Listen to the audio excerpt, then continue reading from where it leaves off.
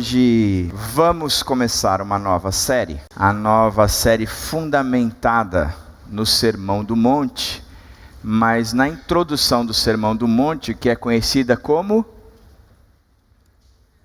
as bem-aventuranças. A gente intitulou a série como Qualidade de Vida, quem está realmente bem. Você pode abrir a sua Bíblia em Mateus 5 e a gente vai ler do verso 1 ao verso 11. Mateus 5, de 1 a 11. 5, de 1 a 11. E vou reforçar tudo aquilo que eu digo sempre. Traga a sua Bíblia sempre, não importa a mídia que você usa, seja ela impressa ou seja ela digital, traga. Não é do diabo a mídia digital. Quero que você saiba disso. Não foi o diabo que inventou o computador. E então você pode utilizar, seja no celular, no tablet, ou você traz um computador para anotar suas coisas, não tem importância. Mas traga sempre algum tipo de mídia para você acompanhar, aprender a manusear a Bíblia, anotar na Bíblia, estudar, tornar-se conhecedor da palavra de Deus. O texto de Mateus 5, 1 a 11 diz o seguinte: vendo as multidões, Jesus subiu ao monte e se assentou. Seus discípulos se aproximaram dele e ele começou a ensiná-los, dizendo: bem-aventurados os pobres em espíritos, pois dele é o reino dos céus. Bem-aventurados os que choram, pois serão consolados. Bem-aventurados os humildes, pois eles receberão a terra por herança. Bem-aventurados os que têm fome e sede de justiça, pois serão satisfeitos. Bem-aventurados os misericordiosos, pois obterão misericórdia. Bem-aventurados os puros de coração, pois verão a Deus. Bem-aventurados os pacificadores, pois serão chamados filhos de Deus. Bem-aventurados os perseguidos por causa da justiça, pois deles é o reino dos céus. Bem-aventurados serão vocês, quando por minha causa os insultarem, os perseguirem e levantarem todo tipo de calúnia contra vocês. Alegrem-se e regozijem-se, porque grande é a sua recompensa nos céus, pois da mesma forma perseguiram os profetas que viveram antes de vocês. Vamos orar? Querido Deus, nós estamos inaugurando uma fase nova aqui na Ibaviva, mas entendendo que o que nos norteia não é novo, mas é a Tua palavra, que tem passado céus e terra, mas a Tua palavra não tem passado. A gente está se fundamentando em cima daquilo que o Senhor disse, daquilo que o Senhor nos ensinou, daquilo que se tornou as regras do jogo para nós, e nós queremos entendê-las. Nós queremos que o nosso coração se torne um terreno fértil, que a semente caia aí e a gente consiga fazer germinar em nós uma nova maneira de pensar e uma nova maneira de agir por intermédio da Tua palavra. Mas a gente também conta com Teu Espírito, Pai, que vem nos confrontar antes de nos consolar, que vem nos chacoalhar antes de nos acalmar. Por isso, que o Teu Espírito venha sobre nós agora. E que nessa manhã, seja uma manhã de adoração, uma manhã da Tua palavra e uma manhã do Teu Espírito. E é em nome do Senhor Jesus que eu oro. Amém? Se a gente fosse começar um jogo, participar de um jogo qualquer, seja ele o jogo que você gosta. Lá em casa, eu sou proibido de participar de qualquer jogo, porque dizem as más línguas, a Dani e os meninos, que eu avacalho. É mentira isso. Eles não gostam que eu jogue, porque eu sou superior a eles em todas as partidas, e eu dou uma surra neles em todas as partidas, seja elas quais forem, ou seja o tipo de jogo que for.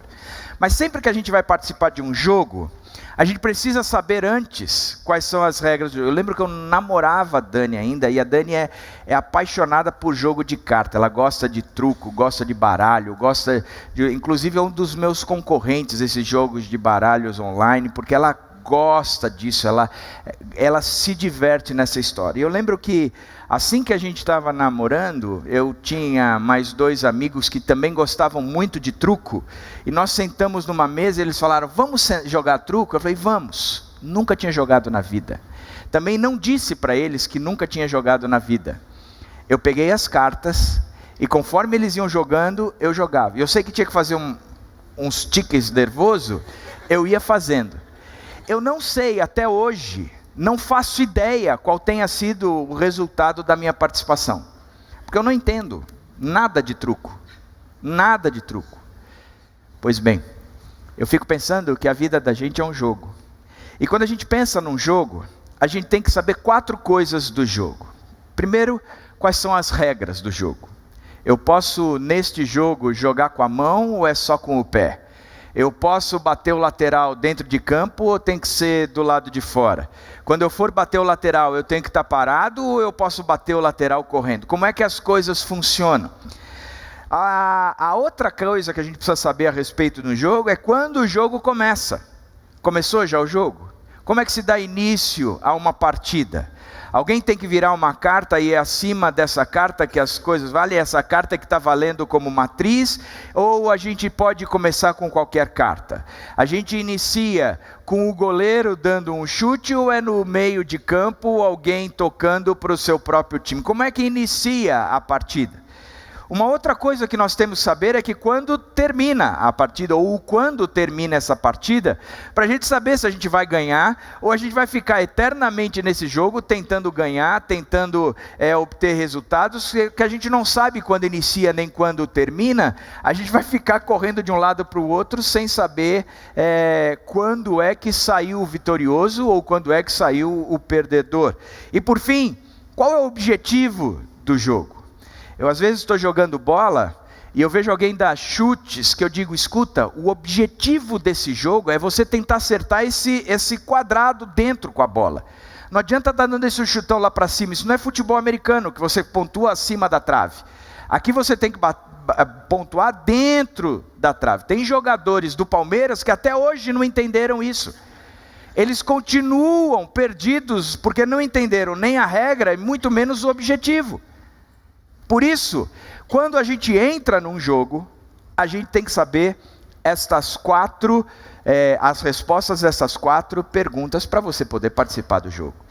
Eu quero olhar para as nossas vidas como um jogo e olhar para o que Jesus falou, fez e agiu dentro do Sermão do Monte, principalmente nas bem-aventuranças, e tirar as respostas para estas perguntas. Primeiro, eu quero pensar no contexto do Sermão do Monte.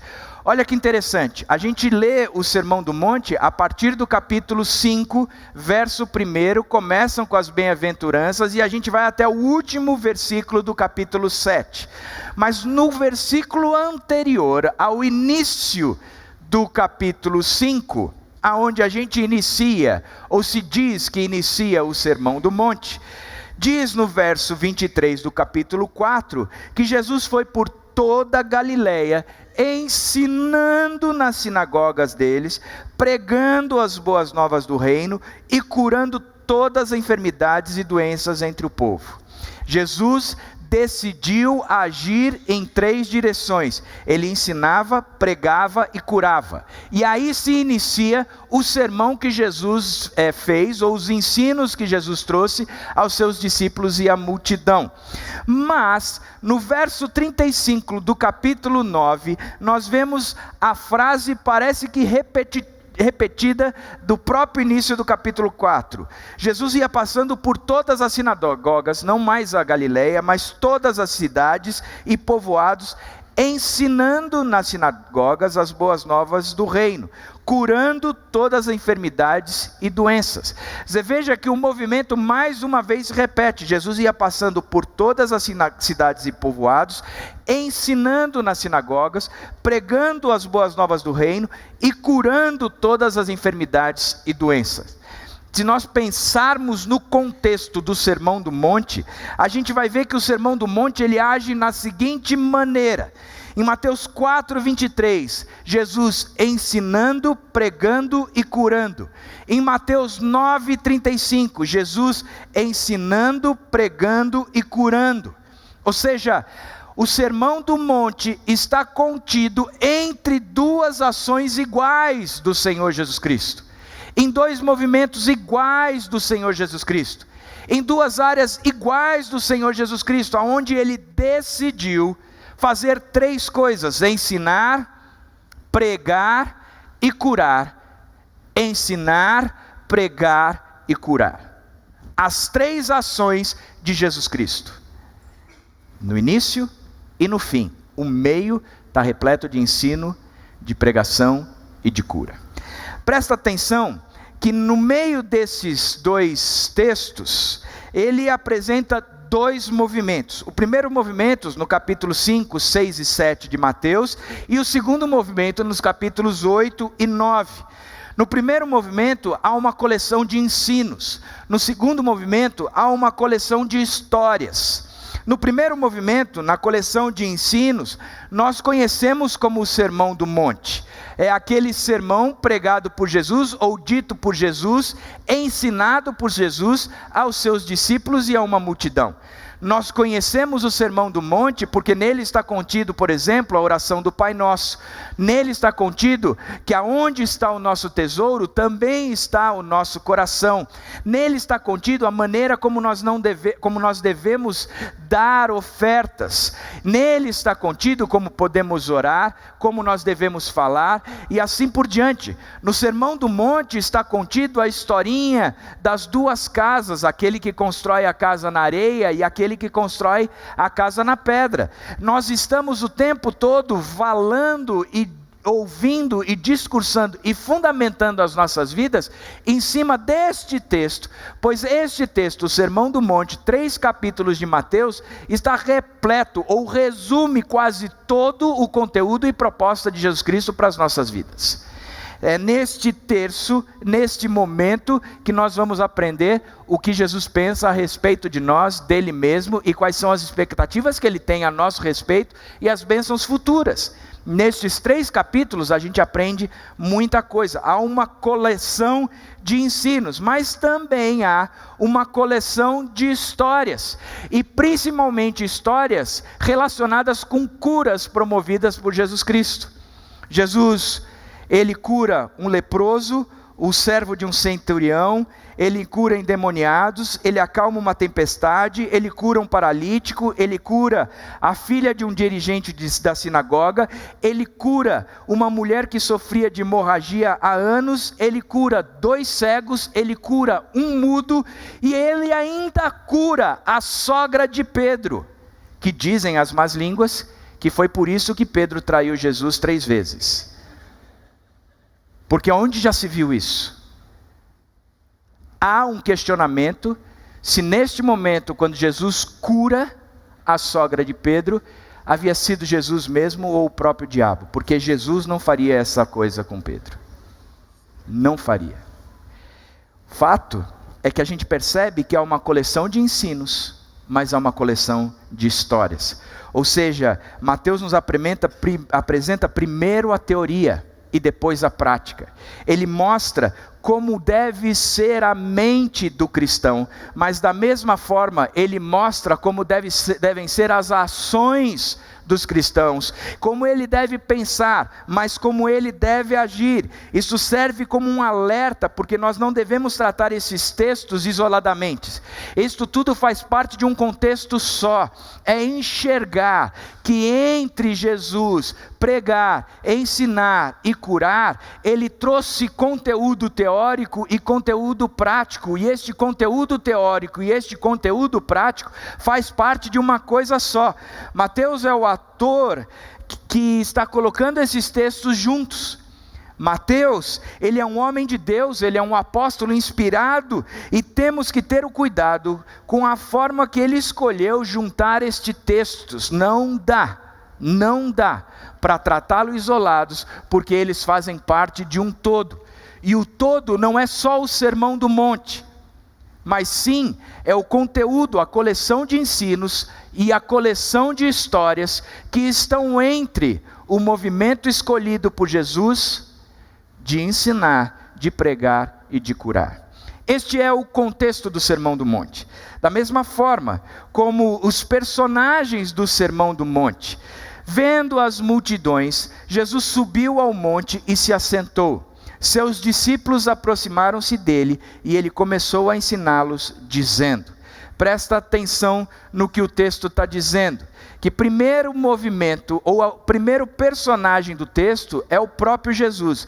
Vendo as multidões, Jesus subiu ao monte e se assentou. O primeiro personagem que se apresenta aqui e é Jesus. E não podemos falar de Jesus no Sermão do Monte sem o Jesus que curou o mudo, a filha do centurião, os leprosos, o cego, o mudo, a sogra. Ou seja, não dá para falar de um Jesus que trouxe a teoria e separá-lo do Jesus que trouxe a prática. Nós estamos falando de um único Jesus, nós estamos falando de um único Deus encarnado, de uma única pessoa, aquele que desceu dos céus e veio ao nosso encontro. É desse Jesus que nós estamos falando. O autor Mateus, ele nos apresenta um Jesus com uma coleção de ensinos, mas também nos apresenta um Jesus que tem uma coleção de histórias, um Jesus de teoria e um Jesus de prática. O que Mateus está nos ensinando é que o mesmo Senhor que nos ensina no Sermão do Monte, é o mesmo que nos chama a segui-lo por meio de uma vida que está debaixo do seu poder. Seu poder é inseparável do seu ensino. Este é o Jesus pregado no Sermão dos Montes. Jesus ensina novos valores que fazem parte de um novo reino que é vivido no poder dele. Jesus ensina novos valores que fazem parte de um novo reino que é vivido no poder dele. Jesus ensina novos valores que fazem parte de um novo reino que é vivido no poder dele. Entendeu? Jesus ensina novos valores que fazem parte de um novo reino que é vivido no poder dele. Os personagens deste texto: primeiro, Jesus. Depois, dois grupos. Vendo as multidões, Jesus subiu ao monte e se assentou. E seus discípulos aproximaram-se dele, e ele começou a ensiná-los, dizendo... Vamos lá. A audiência é descrita como dois grupos distintos com uma única mensagem. Um grupo é o mais próximo, a quem foi dirigida a mensagem, os discípulos. Jesus vê as multidões, ele sobe para o monte, os discípulos se aproximam dele, e ele passa a ensinar aos seus discípulos.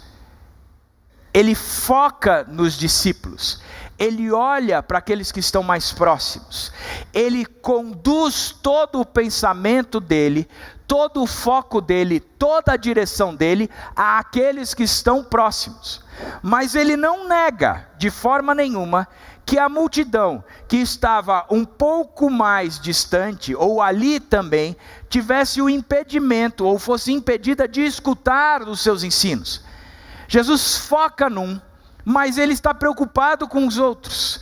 Interessante, porque isso nos faz pensar que o que nós estamos vivendo aqui agora tem muito a ver com o que Jesus viveu com seus discípulos e a multidão naquela época.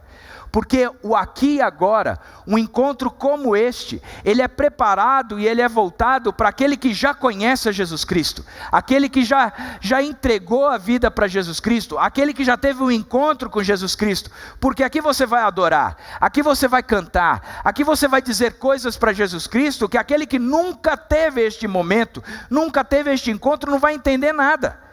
Como é que a gente vai dizer ele é o leão da tribo de Judá, se eu não sei quem é este leão e nem sei que tribo de Judá é essa? Como eu posso dizer que ele me transforma, que ele me salva, que amor tão grande, se eu nunca tive um encontro com ele? Pois um encontro como este é fruto daqueles que já tiveram um encontro com Jesus. Mas isso não quer dizer que um encontro como este se limite a somente este povo. Na verdade, a expectativa de Jesus continua sendo a mesma. Eu vou tratar com este povo mais próximo, na esperança de que um povo maior seja alcançado por estes mais próximos. Que a minha pregação, que o meu ensino e que a minha cura seja espalhada por estes aqui. Da mesma forma como o Pai me enviou, eu os envio. Por isso a igreja, ela tem a função de fazer o que Jesus Cristo sempre fez. A gente vai trabalhar com os próximos, mas olhando, objetivando e sonhando com aqueles que estão mais distantes. Por isso, o contexto desse texto é um Jesus que assumiu a responsabilidade de ensinar, pregar e curar para aqueles que estão próximos, alcançando os mais distantes. Esse é o panorama todo do Sermão do Monte. Agora, qual é a regra do Sermão do Monte? E aqui a gente começa a ver o jogo para valer. Qual é a regra do Sermão do Monte? Mateus 6,8, ele diz qual é a regra do Sermão do Monte. Ele diz: não sejam iguais a eles, porque o seu Pai sabe que vocês precisam antes mesmo de o pedirem. O contexto dessa frase é a oração. Muitos estão indo a praças públicas e nessas praças estão cantando de galo, gritando orações, dizendo coisas bonitas a respeito de Deus, promovendo um monte de coisas, mas eles estão muito mais preocupados em mostrar o seu intelecto, em mostrar a sua capacidade de discurso, em mostrar o que eles sabem, em mostrar o que eles entendem, em mostrar o seu conhecimento e a sua prática. Por isso eles recebem a premiação ali mesmo, quando eles chegam em praça pública e fazem uma oração brilhante, e o pessoal diz: que oração de poder. O cara sai de lá dizendo: é isso mesmo que eu quero que eles vejam que a minha oração tem poder. E Jesus está dizendo o seguinte: vocês não têm que ser como esses caras, porque esses caras já receberam o que eles queriam, eles já receberam o que eles buscavam. Quando eles oravam, eles estavam atrás de uma coisa que eles receberam, que foi a glória para si mesmo. Ele diz: vocês não sejam iguais a eles, porque o seu Pai sabe do que vocês precisam antes mesmo de o pedirem. E você vai se trancar no seu quarto, e você vai orar em secreto, e em secreto, o Deus que te ouve, Ele vai te responder. No Sermão do Monte, Mateus começa a sua descrição dizendo que Jesus atingiu em 3 direções, e as direções foram ensinar, pregar e curar. Ele fez isso por meio de uma coleção de ensinos, mas ele também fez isso por uma coleção de histórias. Mateus pontua a teoria e a ação demonstrada claramente na vida de Jesus Cristo. Mateus, ele traz o conceito de que Jesus ensina novos valores que fazem parte de um novo reino que é vivido no poder de Jesus Cristo.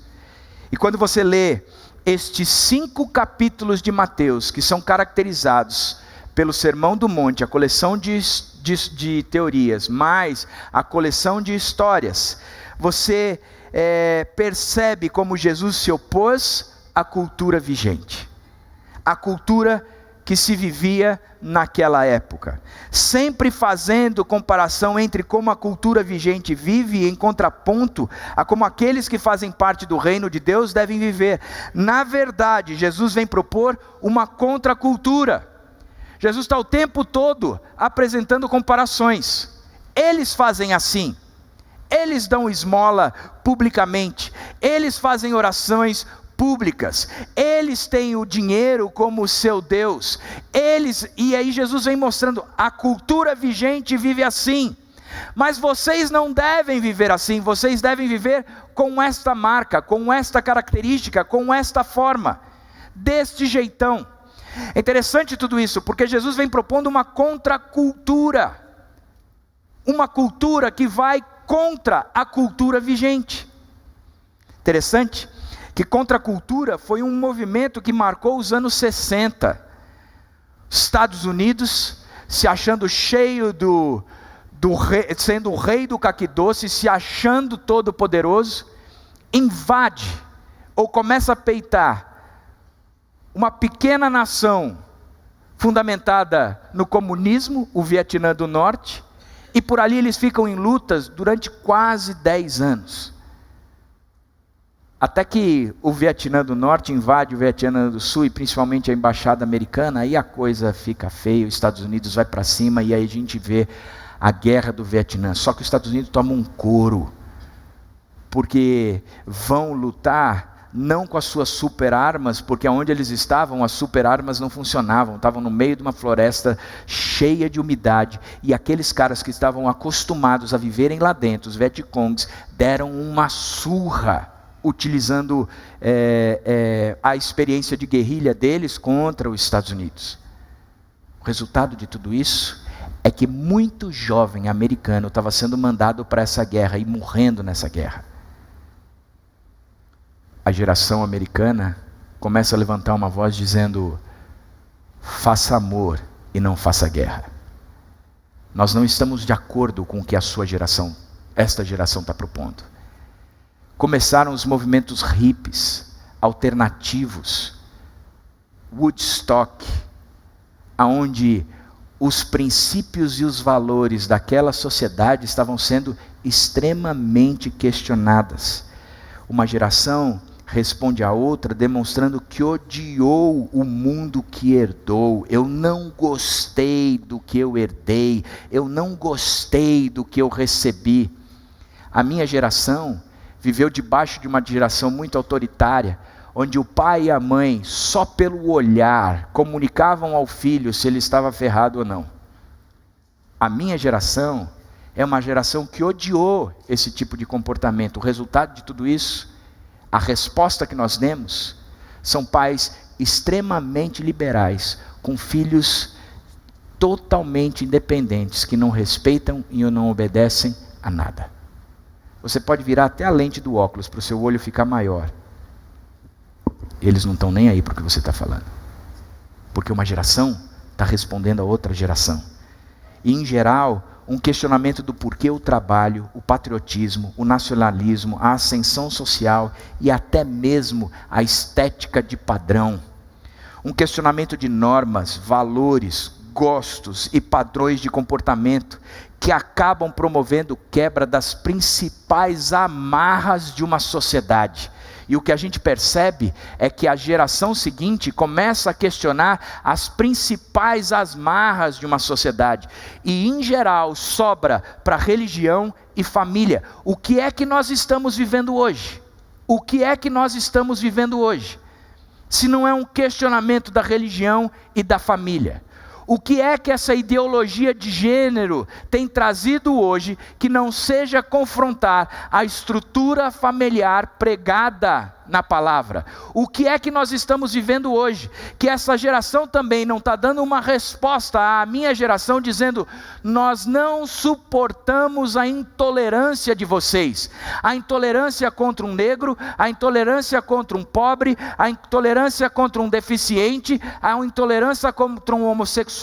Nós estamos levantando a nossa voz dizendo: nós não suportamos a maneira como vocês lidam. E por causa disso, eles questionam intrinsecamente os principais valores de uma sociedade. E vão questionar a religião e a família, e é o que a gente está vivendo hoje. E é exatamente o que a gente vive hoje. Agora, no Sermão do Monte, Jesus vem questionar a geração vigente. Jesus questiona os seus valores. Jesus questiona as suas práticas. Jesus vem dizer que o reino propõe pessoas diferentes, que aqueles que fizerem parte do reino não serão iguais àqueles que não fazem parte do reino de Jesus. Ele está dizendo que aqueles que estão com ele fazem parte de um time que é totalmente diferente daqueles que estão no mundo. Jesus questiona assim a forma de família, a forma de trabalho, a forma de consumir, a forma de se relacionar, a forma de ser religião. Jesus questiona tudo através do Sermão do Monte. Ele traz princípios que vêm questionar aquele povo, que era um povo judeu religioso, fundamentado e crido em Deus. Jesus vem com questionamentos sérios sobre eles. E diz: vocês estão totalmente errados. O certo é outra coisa. De uma certa forma, a contracultura é positiva, porque demonstra que a teoria e prática não valeram, que há uma enorme insatisfação com a realidade, que há necessidade pela busca por algo real que faça a vida valer a pena, que novas regras sejam propostas, que novos objetivos sejam apresentados. Onde começa e onde termina? Jesus vem com esse conteúdo dizendo: daqui para frente são novas regras. Daqui para frente começa de forma diferente e termina de forma diferente. Daqui para frente, este jogo tem um objetivo diferente. Agora, ao mesmo tempo que Jesus traz um questionamento à contracultura, e este questionamento nos alimenta de esperança, porque traz para nós uma ideologia que nós queremos para o nosso mundo, uma ideologia que nós estamos cansados para a nossa geração, uma ideologia que nos traz conceitos novos nos quais nós podemos nos fundamentar, e uma sociedade que de fato terá sentido. Ao mesmo tempo que essa ideologia, ela traz essa esperança, a mesma ideologia, ela traz uma desilusão. Porque eu vou olhar e dizer: é só um ideal, isso não acontece. E o pior de tudo, eu trago para mim a culpa, eu faço uma meia-culpa, dizendo: se esta geração está questionando os valores da geração anterior, se estão questionando os princípios morais, éticos, do porquê trabalham, qual é a classificação estética melhor, e eles estão questionando tudo isso, e eles estão procurando num monte de lugares, mas eles deveriam, antes de qualquer coisa, estar procurando na igreja, porque a igreja fala de Jesus Cristo, e Jesus Cristo traz a resposta, porque Ele mesmo diz: eu sou o caminho, a verdade e a vida. Ao mesmo tempo que o questionar a geração é positivo, o questionar a geração é um motivo de vergonha, porque eles não estão procurando naqueles que têm a resposta. A resposta. Interessante, porque o questionar a geração continua sendo o movimento do Espírito. Quando a geração hippie se levantou, questionando todos os valores e princípios americanos, você vai dizer: foi o diabo que gerou aquilo, que mandou todo mundo para o Woodstock. O Woodstock era um inferno nessa terra. Ali a gente poderia sentir o cheiro de enxofre, todo um pelado, banhado de lama, através de um monte de música de rock and roll. Rock and roll é do diabo, eu tenho certeza que eles fazem assim toda vez, porque é do diabo. E sai você tentando definir tudo aquilo, dizendo: cara, aquilo não prestou. Por outro lado, a gente precisa entender que toda insatisfação com a sua cultura é um movimento do Espírito.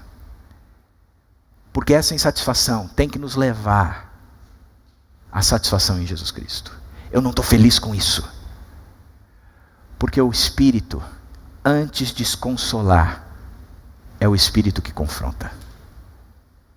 É o Espírito que questiona. É o Espírito que vem sobre nós, dizendo: não está certo viver numa sociedade corrupta como a do Brasil. Vocês têm que se levantar contra isso. Vocês têm que ficar chateados com isso. Vocês têm que ficar indignados com isso. O Espírito continua movendo.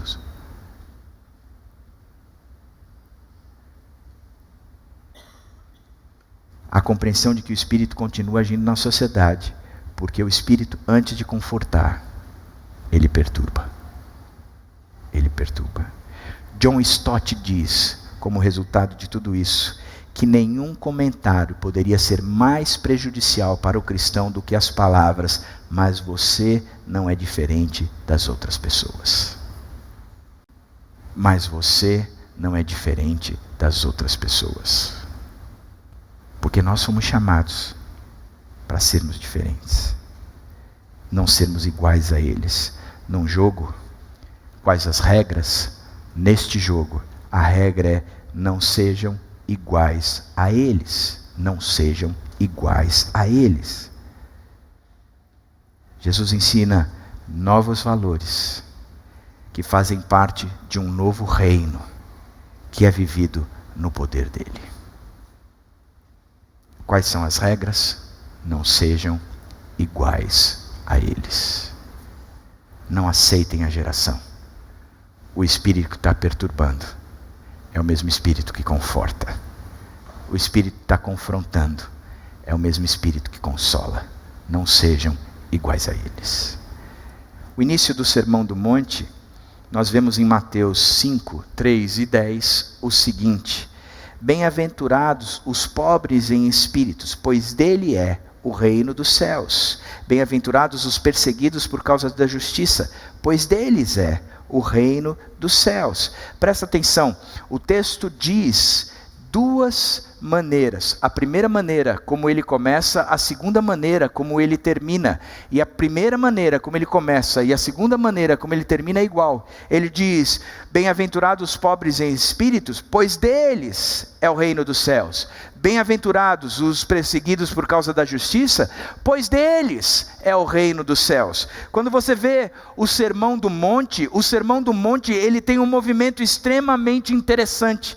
Ele começa apresentando em Mateus 5,3, deles é o reino dos céus. Em Mateus 5,10, deles é o reino dos céus. As bem-aventuranças, o início do Sermão do Monte, são 8 marcas de uma vida, com 8 recompensas específicas para cada uma delas. Bem-aventurados é uma palavra que é derivada do latim, que significa felizes, abençoados. Por isso você pode trocar o início ou a introdução de cada frase para, em vez de dizer bem-aventurado, você vai dizer felizes. Interessante que felicidade é algo que está todo mundo correndo atrás.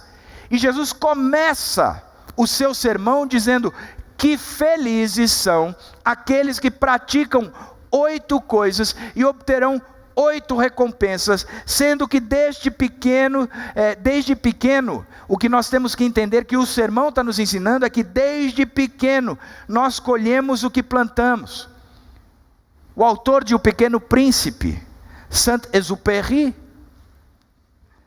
diz: tu te tornas eternamente responsável por aquilo que cativas. Significa que aquilo que você está plantando, você vai colher. E na verdade nós vivemos uma sociedade meritocrática. Você desde pequeno chega para o seu filho, essas crianças que foram apresentadas aqui, você vai dizer, logo de pequeno, você está trazendo o conceito da meritocracia. Se você não comer tudo, você não vai brincar depois. Você só recebe o prêmio se você cumprir a sua tarefa. Interessante é que nessa direção, Jesus começa e termina dizendo que os pobres em espíritos e os perseguidos ganharam o reino de Deus. O reino é deles. O reino já faz parte deles. O reino já está neles. Só que nessa direção, nós enxergamos que a recompensa é a mesma para ambas. Deles é o reino dos céus. O início do Sermão do Monte, nas bem-aventuranças, Jesus começa assegurando que deles é o reino dos céus. E ele termina assegurando que deles é o reino dos céus. O que significa isso? Que as outras 6 bem-aventuranças, elas fazem parte do reino dos céus. Se você começa no reino e você termina no reino, o que está entre o reino faz parte do reino. O que está entre o reino é para aqueles que estão no reino, aqueles que são do reino. Em outras palavras, você vai ver que Mateus 5, de 4 a 6, e depois 5, de 7 a 9, dizem consolo, herança, plenitude, misericórdia, visão e adoção. Você vai ver que eles têm. Bem-aventurados os que choram, porque serão consolados, eles têm consolo. Bem-aventurados os humildes, porque eles receberão a terra por herança, eles têm uma herança. Bem-aventurados os que têm fome e sede de justiça, porque serão satisfeitos, estarão plenos. Bem-aventurados os misericordiosos, pois obterão misericórdia. Bem-aventurados os puros de coração, pois verão a Deus. Bem-aventurados os pacificadores, pois serão chamados filhos de Deus, serão adotados. Significa que o texto está dizendo é que o início do Sermão do Monte se dá no reino de Deus que já está entre nós e já faz parte de nós. Significa que nós já podemos viver o reino agora. Quando começa esse jogo? Já começou. O jogo já está valendo, porque o reino já está entre nós. Jesus Cristo veio para inaugurar esse reino entre nós. Jesus Cristo chegou ao nosso encontro dizendo: daqui para frente vocês já não estão mais sob qualquer liderança, sob qualquer mandamento, sob qualquer organização. Vocês estão debaixo do meu reino. Vocês estão incluídos no meu reino. Vocês já fazem parte disso. Por isso o jogo já começou. A regra do jogo está aí. É nós não sermos como eles, sermos diferentes. O início do jogo já está aí. Agora, no jogo, o jogo começa quando o próprio texto mostra para mim e para você que bem-aventurados os pobres em espírito, pois deles é o reino de Deus. Bem-aventurados os perseguidos por causa da justiça, pois deles é o reino de Deus. O reino já está aí. Agora, o término do Sermão do Monte, das bem-aventuranças, ele apresenta o seguinte, em Mateus 5, 3 a 10. Bem-aventurados os pobres em espírito, pois deles é o reino de Deus. Bem-aventurado os que choram, pois serão consolados. Bem-aventurados os humildes, pois eles receberão a terra por herança. Bem-aventurados os que têm fome e sede de justiça, pois eles serão satisfeitos. Bem-aventurados os misericordiosos, pois obterão misericórdia. Bem-aventurados os puros de coração, pois verão a Deus. Bem-aventurados os pacificadores, pois serão chamados filhos de Deus. E bem-aventurados os perseguidos por causa da justiça, pois deles é o reino de Deus. O Sermão do Monte, ele tem uma característica extremamente interessante, porque ele começa com a bem-aventurança, que ao mesmo tempo que diz que o reino já é deles, e se começa com o reino, que é o reino de Deus nas nossas vidas, o reino já começou, já é agora, já está instaurado. Quando Jesus Cristo vence a morte no terceiro dia, nos dá total chance de viver debaixo daquele que recebeu toda a autoridade debaixo dos céus e da terra. Ele diz: eu tenho autoridade, portanto, já podem viver isso, vocês já podem experimentar isso, vocês já podem desfrutar do reino que é meu. Vocês já não estão mais sob o jugo deles, vocês estão sob o meu jugo.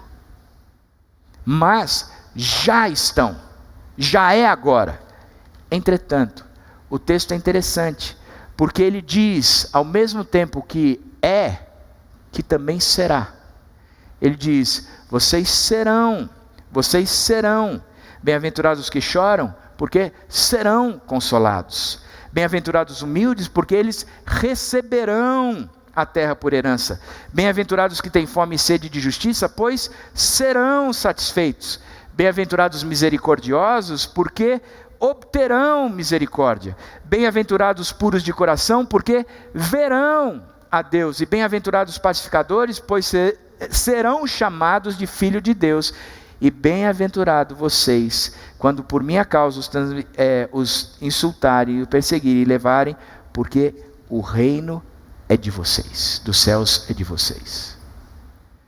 O que ele está dizendo é que nós já experimentamos o reino, mas também experimentaremos a plenitude do reino somente na eternidade. Olha que coisa interessante. Ele diz algo que é e que ainda será. Algo que já é e que ainda será. Ele não apresenta como um jogo terminado, como se somente o que Cristo fez na cruz, me dando o reino, iniciando a partida, terminou a partida. Ele diz: a partida continua, a partida ainda está valendo, e ela se concluirá na eternidade em Jesus Cristo, quando ele der a ordem aos anjos, e ao soar das trombetas, no abrir e fechar dos olhos, ele vai descer, e aí a nova ordem será instaurada, porque a antiga ordem ficou para trás. Olha que coisa linda, Ele está dizendo, sabe quando começa? Começou já. O reino já está aqui. Sabe quando termina? Ainda será. O reino já é, mas ainda será. Nós podemos ilustrar de algumas maneiras. Por exemplo, bem-aventurados que choram, porque serão consolados.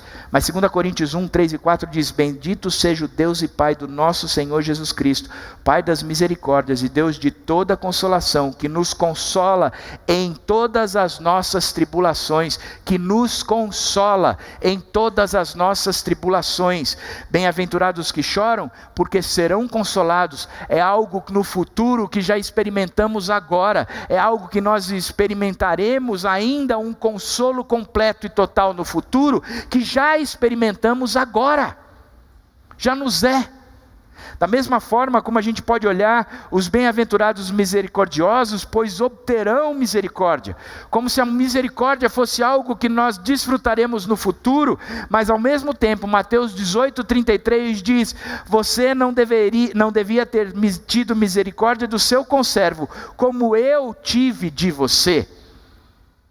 No administrador infiel, insensato, aquele que não soube perdoar, na ilustração de Jesus, ele diz, eu tive misericórdia de você, por isso, você deveria ter misericórdia do outro. A misericórdia já é algo experimentado hoje, elas se renovam a cada manhã, mas ao mesmo tempo, nós obteremos misericórdia no futuro, porque o reino já é, mas ainda será, porque o jogo não acabou, a gente ainda vai ter a plenitude da misericórdia, quando Jesus Cristo voltar. A gente pode ir mais além, quando ele diz, bem-aventurados pacificadores, pois serão chamados filhos de Deus.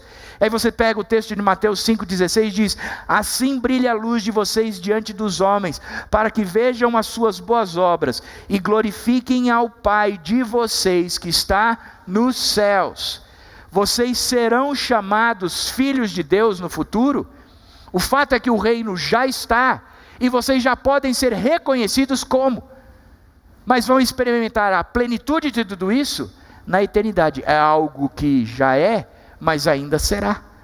Por isso, nós estamos numa partida que já começou, mas ainda não terminou. E a regra desse jogo é não sermos iguais a eles. Não sermos iguais a eles. Quais são as regras?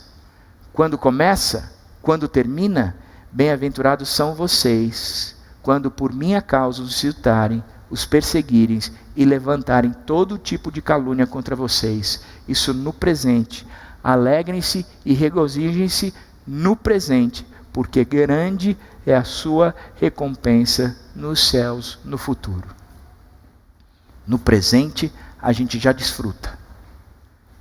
O jogo já está aí, mas no futuro a gente desfrutará ainda mais. Agora, qual é o objetivo do Sermão do Monte? Vendo as multidões, Jesus subiu ao monte e se assentou. Seus discípulos se aproximaram dele e ele começou a ensiná-los, dizendo: qual é o objetivo do Sermão do Monte? O próprio Jesus Cristo. Ele mostra que aquele que iniciou tudo, ensinando, pregando e curando, que terminou tudo, ensinando, pregando, curando, é o que continua fazendo tudo nas nossas vidas. Que a felicidade não é um lugar que a gente vai chegar, porque a Bíblia não descreve felicidade. Ela não descreve felicidade, porque a Bíblia descreve felicidade como aquele que se vincula a Jesus Cristo, porque Ele é a felicidade, a expressão máxima da felicidade. Por isso Ele, com toda a autoridade, diz: felizes são os que choram, felizes são os que têm fome e sede de justiça, felizes são os que são injuriados, perseguidos, felizes são os pacificadores. Ele está dizendo isso não porque aquele que é feliz faz essas marcas, mas ele está fazendo isso e dizendo isso porque nós entendemos que felicidade é poder estar sentado aos pés do Mestre, ouvindo os seus ensinamentos, ouvindo do reino e sendo curado por Ele, porque é Ele que faz a diferença nas nossas vidas.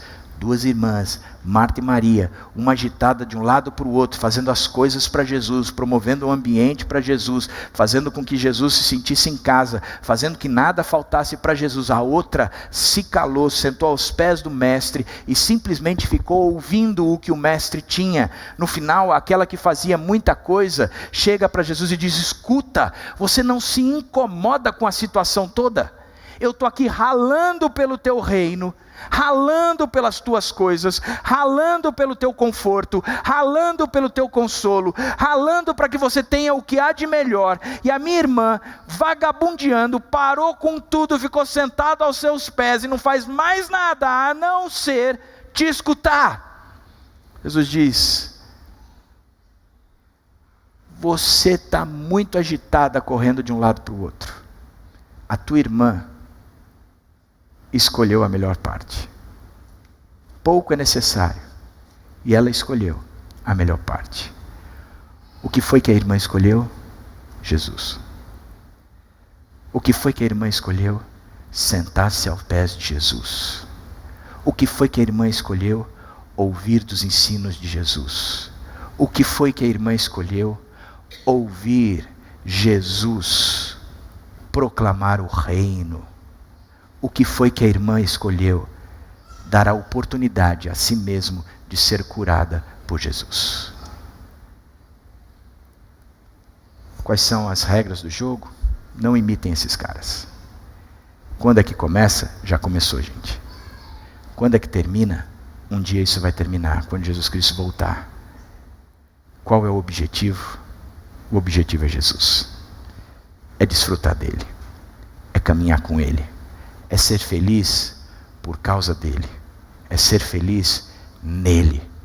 É não precisar de mais nada a não ser o próprio Jesus. Que Deus abençoe a sua vida. E que haja aí um momento de extrema compreensão do que Deus propõe para você.